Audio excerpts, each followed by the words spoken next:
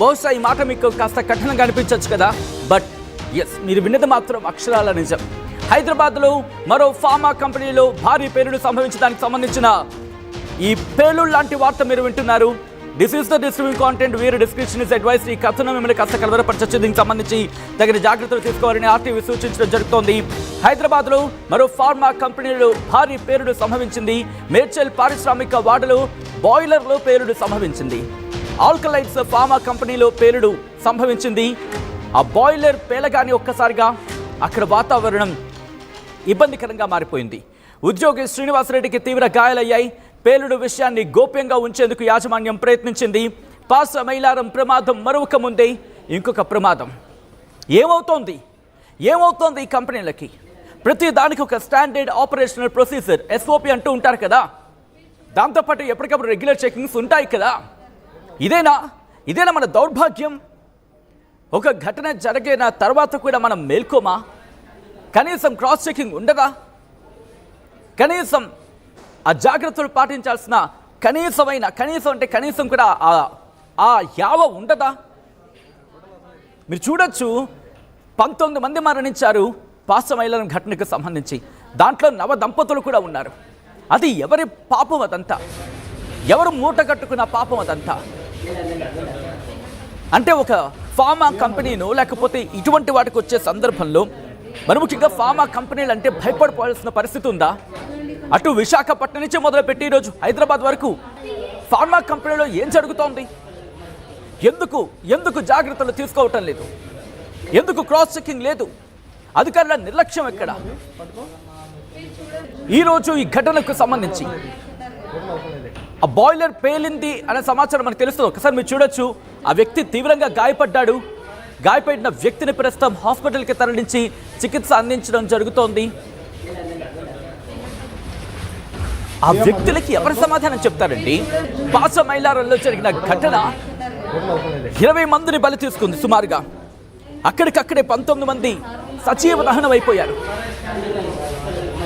ఎవరి తప్పిది? ఎవరి నిర్లక్ష్యం? ఎవరి దుర్మార్గం? ఎవరి దాష్టికం ఇది? బహుశా ఈ పదం కాస్త కఠినంగా అనిపిస్తున్నాయి కదా, గుణపాల్లా గుచ్చుకుంటున్నాయి కదా.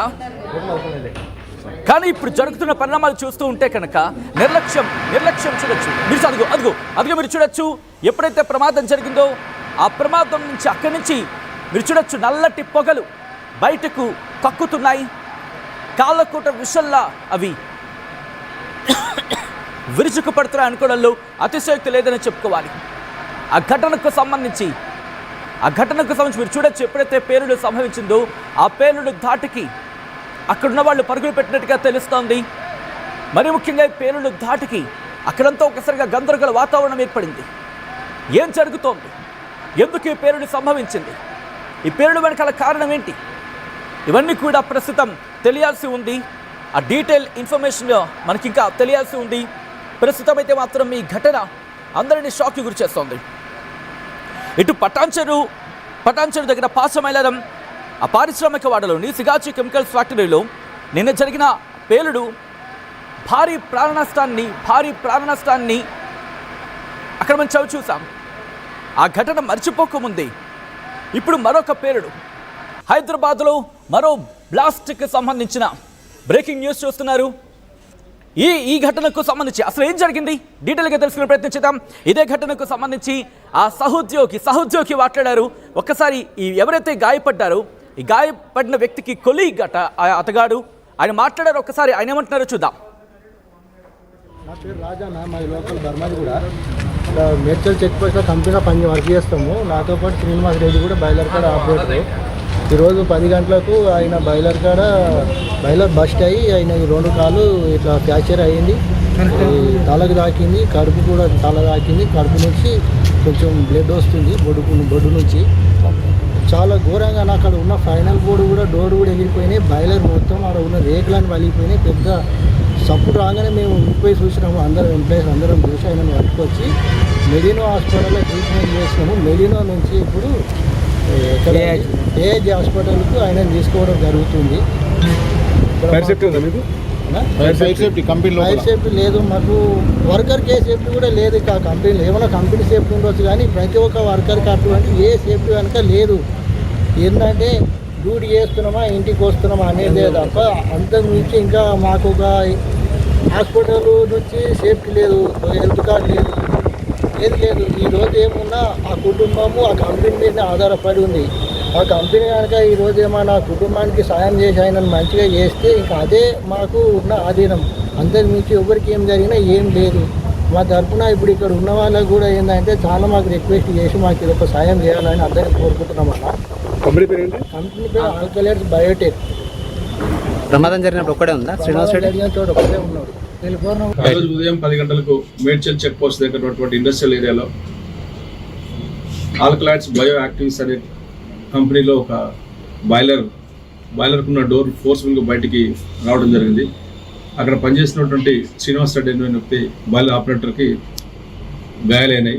2 కాళ్ళు కూడా ఫ్రాక్చర్ అయినది, స్టమక్ కూడా కొంచెం ప్రాబ్లం అయింది. అతను ఫస్ట్ ఎయిడ్ మేడ్చల్లోని మెడినా హాస్పిటల్ ఫస్ట్ ఎయిడ్ చేయించినాము. అక్కడి నుంచి ఏజీ హాస్పిటల్కి షిఫ్ట్ చేసినాము. మిగతా వారికి ఇక్కడ ఎవరికి ఏమి కాలేదు. ఈ శ్రీనివాస్ రెడ్డి అనే వ్యక్తి సుమారు 10 సంవత్సరాల నుంచి అక్కడ బాయిలర్ ఆపరేటర్ పనిచేస్తుంటూ అతను తీవ్ర గాయాలని హాస్పిటల్కి షిఫ్ట్ చేసినాము. కేసీ సార్ చేసినాము, ఇన్వెస్టిగేషన్ చేస్తున్నాము. అక్కడ ఏదైతే బాయిలర్ ఉందో బాయిలర్ ఉన్న క్రమంలో శ్రీనివాస్ రెడ్డి తన పని దాన్ని చేసుకున్నాడు పక్కన ఉండి.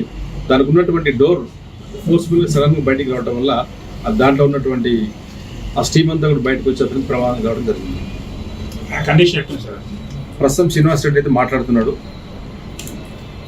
ఇంకా అడ్వాన్స్ ట్రీట్మెంట్ కోసం ఏఐజీ హాస్పిటల్కి షిఫ్ట్ చేయడం జరిగింది. ఇంకెవరికి కాలేదు.